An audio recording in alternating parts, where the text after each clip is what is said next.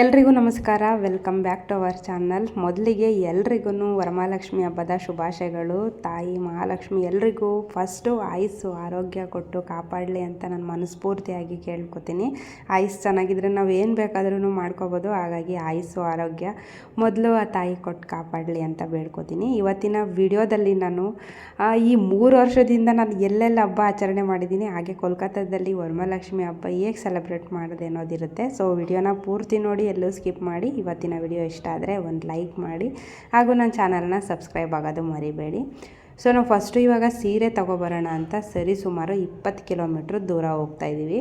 ಒಂದು ಸೀರೆ ತೊಗೊಂಬರೋಕ್ಕೆ ಎಷ್ಟೆಲ್ಲ ಸರ್ಕಸ್ ಆಯಿತು ಅಂದರೆ, ಅದು ಏನಕ್ಕಾದ್ರೂ ಸೀರೆ ತೊಗೊಂಬರೋಕೆ ಹೋದ್ವು ಅನ್ನಿಸ್ಬಿಡ್ತು. ಒಂದು ಬ್ಲೌಸ್ ಪೀಸ್ ಕೂಡ ಸಿಕ್ಕಲಿಲ್ಲ. ಇಲ್ಲಿ ನಮಗೆ ಗೊತ್ತಿರುವಂಥ ಜಾಗದಲ್ಲಿ ಬ್ಲೌಸ್ ಪೀಸ್ ಇರೋಲ್ಲ. ಬ್ಲೌಸ್ ಪೀಸ್ ಇರೋವಂಥ ಪ್ಲೇಸು ನಮಗೆ ತುಂಬ ದೂರ. ಸೊ ಅದ್ರ 15 ಆಗಸ್ಟ್ ಇರೋದ್ರಿಂದ ತುಂಬ ಅಂಗಡಿಗಳೆಲ್ಲ ಕ್ಲೋಸ್ ಆಗೋಗಿತ್ತು. ಸ್ವಲ್ಪ ಅಂಗಡಿಗಳಷ್ಟೇ ಓಪನ್ ಇತ್ತು. ಅದರಲ್ಲೇ ಸೀರೆ ನೋಡೋಣ ಅಂತೇಳಿ ಹೋದ್ವಿ.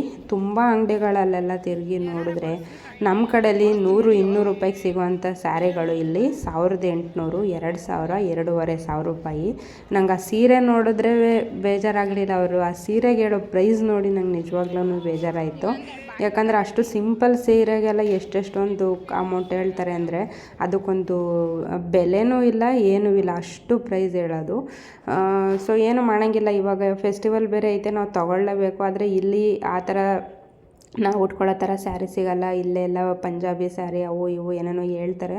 ಸೊ ಅದರಲ್ಲೇ ಯಾವುದಾದ್ರೂ ಒಂದು ನೋಡೋಣ ಅಂತ ಕೊನೆಗೂ ಒಂದು 2-3 ಅಂಗಡಿ ತಿರುಗಿ ಸಾಕಾಗೋಯ್ತು. ಆಮೇಲೆ ಬೇರೆ ಕಡೆ ಹೋಗಿ ನೋಡೋಣ ಅಂತ ಅಂದ್ಬಿಟ್ಟು ಹೋಗ್ತಾಯಿದ್ದೀವಿ.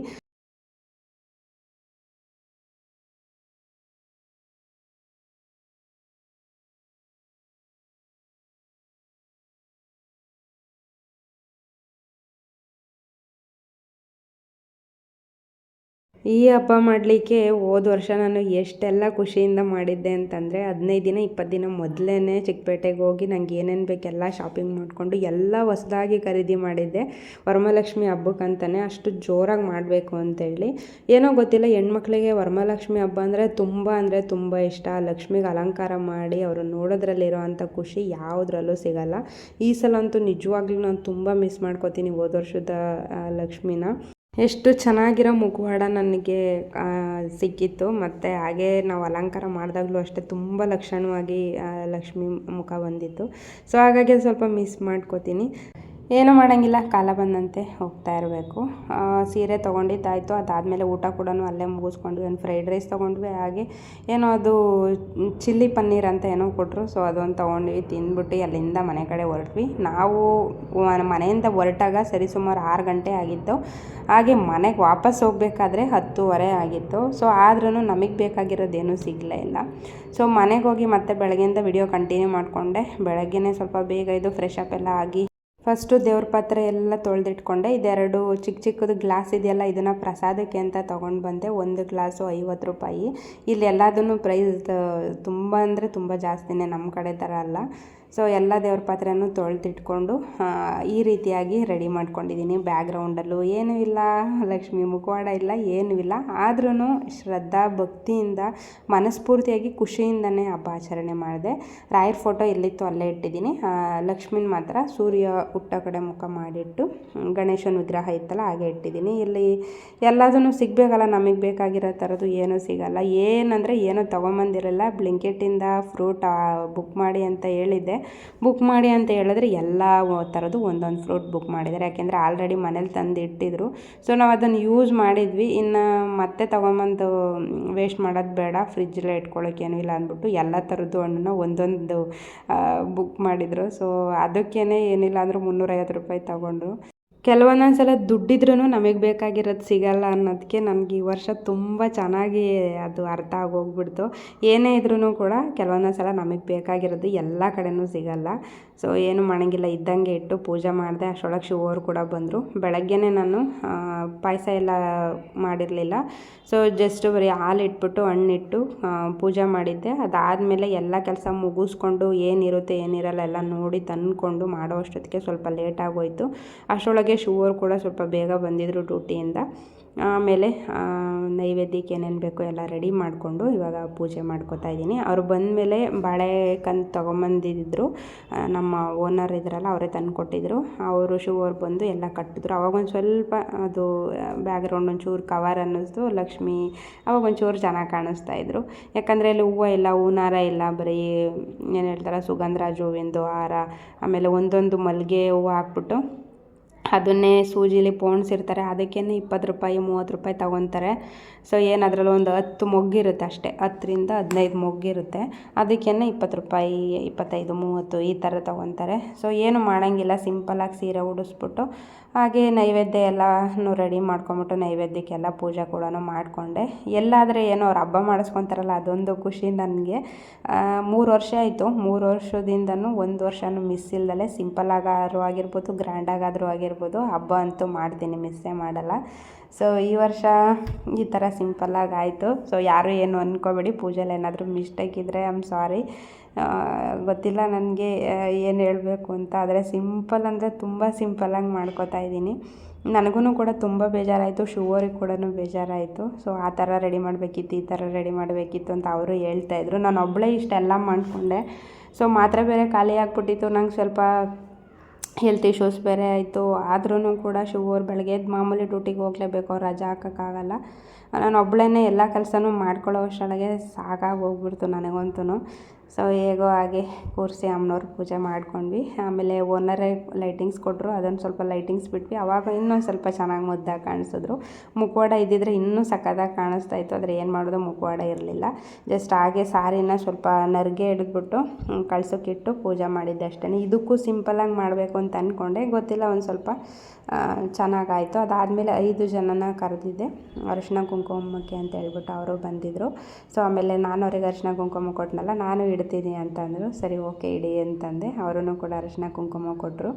ಸೊ ಈ ನಮ್ಮ ಕಡೆ ಥರ ಅವ್ರಿಗೆ ಅರಿಶಿನ ಕುಂಕುಮ ತೊಗೊಳ್ಳಿಕ್ಕೆ ಬರಲ್ಲ, ಅವ್ರದ್ದೇ ಒಂಥರ ಇದು. ಸೊ ಅಲ್ಲಿ ಯಾವ ಥರ ಇರುತ್ತೆ ಆ ಥರ ಒಂದು ಅಡ್ಜಸ್ಟ್ ಆಗಲೇಬೇಕು ನಾವೇ. ಈಗ ನಮಗೂ ಅಲ್ಲಿ ತಕ್ಕನಾಗಿ ಲ್ಯಾಂಗ್ವೇಜ್ ಬರಲ್ಲ, ಏನೂ ಇಲ್ಲ. ಸೊ ಅವರು ಸ್ವಲ್ಪ ಯಾವ ಥರ ಹೇಳ್ತಾರೆ ಆ ಥರ ನಾವು ಮಾಡ್ಕೋಬೇಕು. ಅವರಿಗೂ ಕೂಡ ಅರಿಶಿನ ಕುಂಕುಮ ಕೊಟ್ಟು ತಾಂಬೂಲ ಕೊಟ್ಟೆ. ಒಂದು ವೀಳ್ಯದೆಲೆಗೆ 3 ರೂಪಾಯಿ ಏನೋ ತೊಗೊಂಡ್ರು. ಸೊ ಒಂದು ಅಡಿಕೆ ಪ್ಯಾಕೆಟು ರೌಂಡ್ ಅಡಿಕೆ ಇರುತ್ತಲ್ಲ, ಗೋಟ್ ಅಡಿಕೆ ಅಂತೀವಲ್ಲ, ಅದಕ್ಕೆ 5 ರೂಪಾಯಿನೋ 6 ರೂಪಾಯಿನೋ ಏನೋ ತೊಗೊಂಡ್ರು. ಒಂದು ಪ್ಯಾಕೆಟ್ ಅಡಿಕೆಗೆ ಒಂದು 80 ರೂಪಾಯಿನೋ ಏನೋ ತೊಗೊಂಡ್ರು. ಸಿಕ್ಕಾಪಟ್ಟೆ ಪ್ರೈಸ್ ಜಾಸ್ತಿ ನಿಜವಾಗ್ಲೂ ಇಲ್ಲಿ. ಬೇರೆ ಒಂದು ರಾಜ್ಯಕ್ಕೆ ಬಂದಾಗಲೇ ನಮ್ಮ ಒಂದು ರಾಜ್ಯದ ಬೆಲೆ ಅರ್ಥ ಆಗೋದು. ನಿಜವಾಗ್ಲೂ ನಮ್ಮ ಕರ್ನಾಟಕನೇ, ಅದನ್ನು ಬಿಟ್ಟರೆ ಬೇರೆ ಯಾವುದನ್ನು ಸರಿ ಸಾಟಿನೇ ಇಲ್ಲ. ನಿಜವಾಗ್ಲೂ ಅಲ್ಲಿ ಇರೋ ಅಂಥ ಒಂದು ಖುಷಿ ಬೇರೆ ಎಲ್ಲೂ ಸಿಗಲ್ಲ. ಅಲ್ಲಿ ನಾವು ಬಡತನದಲ್ಲೇ ಇರ್ತೀವೋ ಅಥವಾ ಸಿರಿತನದಲ್ಲೇ ಇರ್ತೀವೋ ಅಥವಾ ಮನಸ್ತಾಪದಲ್ಲಿರ್ತೀವೋ, ಏನಿರ್ತೀವೋ ಅದು ಬೇರೆ. ಆದರೆ ಹಬ್ಬ ಹುಣ್ಣಿಮೆ ಅಂತ ಬಂದರೆ ಒಂದು ಖುಷಿಗಾಗಿರ್ಬೋದು, ದುಃಖಕ್ಕಾಗಿರ್ಬೋದು, ಪ್ರತಿಯೊಂದು ಸಿಚುವೇಶನ್ನಿಗೂ ನಮ್ಮ ಕರ್ನಾಟಕನೇ ನಮಗೆ ಬೆಸ್ಟು, ನಮ್ಮ ಮನೆಯೇ ನಮಗೆ ಬೆಸ್ಟು. ಸೊ ಬೇರೆ ಕಡೆ ಎಷ್ಟೇ ಸುಖವಾಗಿದ್ರೂ, ಏನೇ ಸೌಕರ್ಯಗಳು ಸಿಕ್ಕಿದ್ರೂ ಅದು ನಮ್ಮ ರಾಜ್ಯ ಆಗಲಿಕ್ಕೆ ಸಾಧ್ಯನೇ ಇಲ್ಲ. ಸೊ ಟೋಟಲ್ 5 ಜನ ಬಂದಿದ್ದರು. ಇವಾಗ 3 ಜನ ಬಂದರು. ಅವ್ರಿಗೂ ಕೂಡ ಅರಿಶಿನ ಕುಂಕುಮ ಕೊಟ್ಟು ಎಲ್ಲ ಅಡಿಕೆ ಕೊಟ್ಟೆ. ಬ್ಲೌಸ್ ಪೀಸ್ ಕೊಡೋಣ ಈ ಸಲ ಅಂತ ಅಂದ್ಕೊಂಡೆ, ಆದರೆ ಆಗಲಿಲ್ಲ ಬ್ಲೌಸ್ ಪೀಸ್ ಕೊಡೋಕ್ಕೆ, ಸಿಕ್ಕಲೇ ಇಲ್ಲ ಕೊನೆಗೂ.